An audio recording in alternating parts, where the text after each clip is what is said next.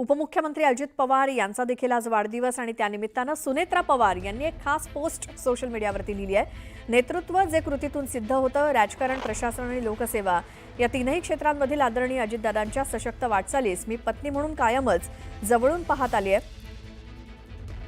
तुमचं नेतृत्व संकटात मार्ग दाखवतं, निर्णयातून दिशा ठरवतं आणि माणसांची असलेली नाळ जनतेच्या मनात अढळ स्थान मिळवून देते।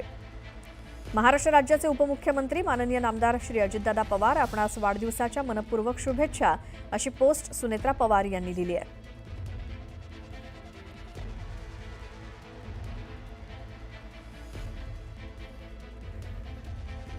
अजित पवार यांचा देखील आज वाढदिवस आणि त्यानिमित्तानं त्यांच्या पत्नी सुनेत्रा पवार यांनी सोशल मीडियावरती एक पोस्ट लिहिली आहे। नेतृत्व जे कृतीतून सिद्ध होतं असं म्हणत त्यांनी त्यांच्याबद्दल गौरवोद्गार काढलेत।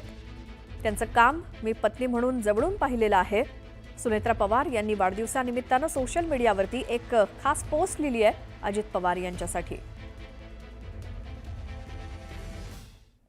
यानंतर थेट जाऊयात शरद पवार यांच्या पत्रकार परिषदेत। मी अनेक वर्ष इथे आहे, पण 5-10 लोकांच्या पेक्षा जास्त पैसे आम्हाला कधी मिळाले नाही। पण बँकेने काय गरज केली माहिती नाही, पण आनंद आहे की तुम्हाला लोकसभेचं कामकाज बघता आलं, दिल्ली बघता आली, आजूबाजूला कदाचित तुम्ही जाणार असाल।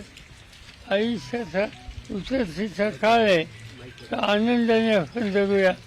हा देश बदलतोय, तो कसा बदलतोय हे पाहूया आणि जे जे काही आपल्या समाजासाठी करता येईल ते करत राहूया, एवढीच अपेक्षा या ठिकाणी आहे।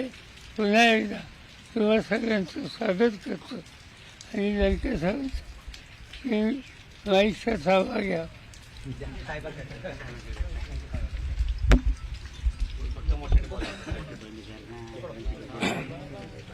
आज या ठिकाणी खऱ्या अर्थाने आपला सर्वांसाठी एक आनंदाचं क्षण आहे।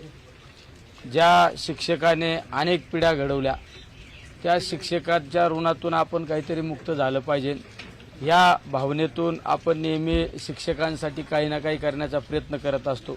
मागच्या रिटायर शिक्षकांच्या, सेवानिवृत्त शिक्षकांच्या कार्यक्रमामध्ये मला बऱ्याच शिक्षकांनी त्या ठिकाणी एक अपेक्षा व्यक्त केली की तुला आम्ही दिल्लीला पाठवलं, आता आम्हाला दिल्लीला घेऊन जाण्याचं काम केलं पाहिजे।